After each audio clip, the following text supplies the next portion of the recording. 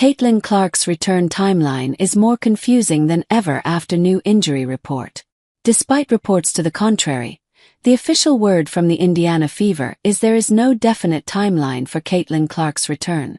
That's the latest from Indy Star Fever reporter Chloe Peterson, who explained on Fever Insider Live that the team didn't initially announce Clark's August 7th bone bruise injury because they probably didn't think it was a big deal. That's a fair assumption, especially as any report related to Clark in more or less any capacity is met with a tsunami of attention.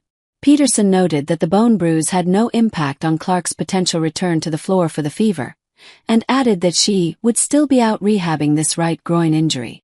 That information makes sense, but also directly contradicts reporting from Scott Agnes, another frequent face at Fever and Pacers games.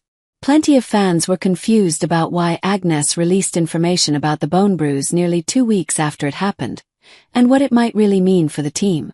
There are also questions surrounding whether or not the information about the bone bruise was shared because many fans expected to see Clark back in team practice this week.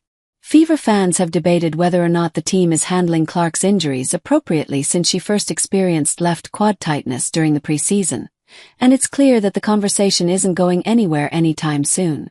Bone bruises are tricky, but not insurmountable. According to the Cleveland Clinic, a bone bruise can be a tough injury to diagnose, and typically will only show up on an MRI.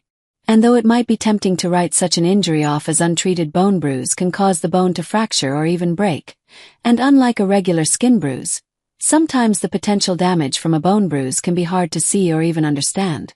It's also not uncommon for a bone bruise to manifest days, or event weeks, later, as many athletes will often initially think they have simply tweaked or rolled their ankle. Caitlin Clark could be out for the rest of the season. At this point, a lot of signs point to a reality that should be considered. Clark may not return for the 2025 season, and that could even be the best thing for her. As difficult as that is to swallow, especially since the Fever is also currently operating without Sophie Cunningham, Sid Colson, and Ari McDonald. The Fever will continue to make the most out of a 2025 season that has proven to be chaotic and incomplete, but it's seemingly increasingly likely they will probably do that without Clark back. That's not what anyone wants to hear, but it may be the best move for everyone involved.